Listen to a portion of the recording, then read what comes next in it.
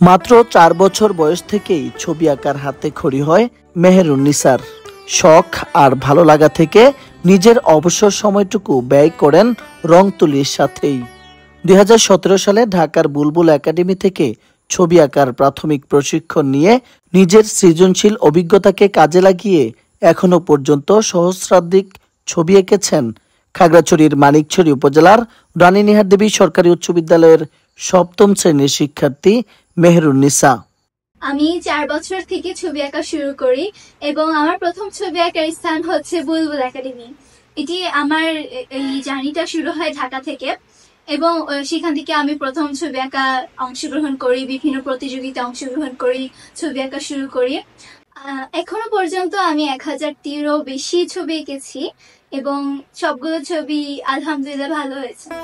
মহান মুক্তিযুদ্ধ, ভাষা আন্দোলন, বিভিন্ন স্থাপনা, ফ্লো কার্ড, পশু পাখি, ঐতিহাসিক স্থান, নদী পাহাড়, প্রাকৃতিক দৃশ্য, প্রাকৃতিক দুর্যোগ ও বিভিন্ন ঋতুতে গ্রাম বাংলার চিরাচরিত দৃশ্য ফুটে ওঠে তার রং তুলিতে। এছাড়াও দেয়াল চিত্রাঙ্কন ও পেইন্টিং এও বেশ পারদর্শিতা রয়েছে ক্ষুদে চিত্রশিল্পী মেহেরুন্নিসার। এরই মধ্যে তার আঁকা বেশ কিছু ছবি ছাপানো হয়েছে জাতীয় পত্রিকায়। চিত্রাঙ্কন প্রতিযোগিতায় অংশ নিয়ে বিভিন্ন সরকারি বেসরকারি প্রতিষ্ঠান ও সংগঠন থেকে পেয়েছে পুরস্কার, সম্মাননা ও সনদপত্র।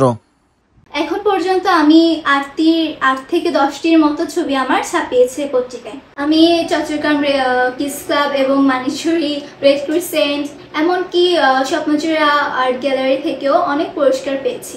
আমার ইচ্ছা আছে যে আমি আমার এই অভিজ্ঞতার মাধ্যমে জাতীয় পর্যায়ে অংশগ্রহণ করব।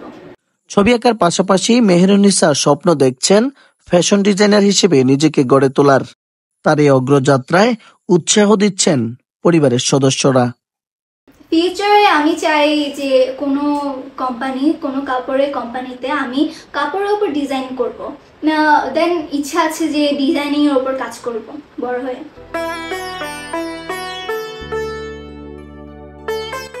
ডেস্ক রিপোর্ট, মানিকছড়ি বার্তা।